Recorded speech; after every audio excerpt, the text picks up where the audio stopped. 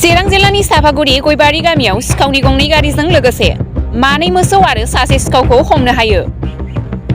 दिनैनि थांनाय मोनायाव साफागुरि गयबारि गामिनि शरद नार्जारि मुंनि नखराव मोसौ खावनानै लांनाय 50 बोसोर बैसोनि जामाल बादशाहखौ रायजो राजाफ्रा सिखावजों लोगोसे गंनै गारि आरो मोसौ मानै हमनानै रौमारि पुलिस थानायाव गथायो।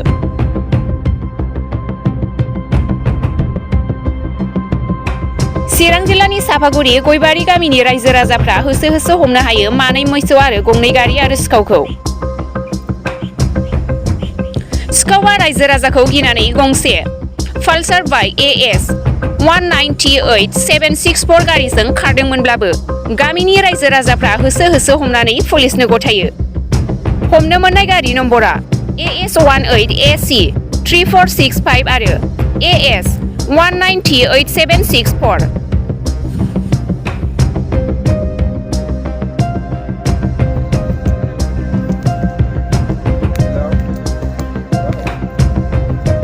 मोसौ खावदोंमोन नै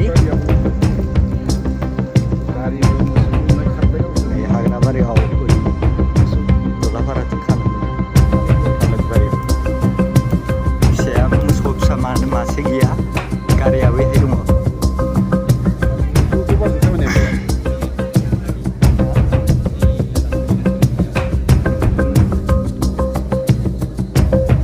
मोसौजों लोगोसे नै गारिखौबो मोनबाय जोङो। गारिया जाहैबाय AS 18AC 3465 बे गारिमोन। गारिया बेयाव थिखोदोंमोन जों खुनुरुखुम नागिरफैनानै मोनफैनाय जाबाय आरो।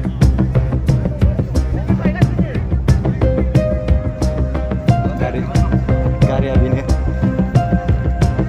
खारबाय। माखासे पालसारजों दंमोन बाइकजों खाथिनि मानसिफोरा नुदोंमोन।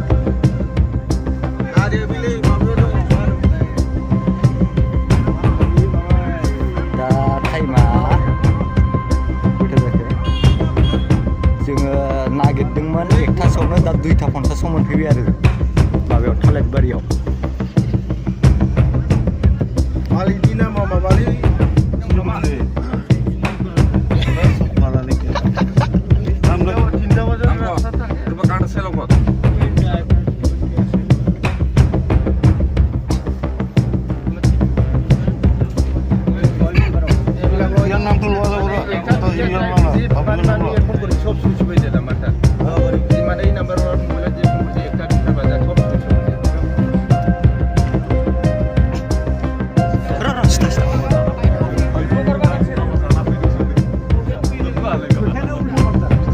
दाउखा नोगोरनि होननाया बोरैथो आसामाव बादि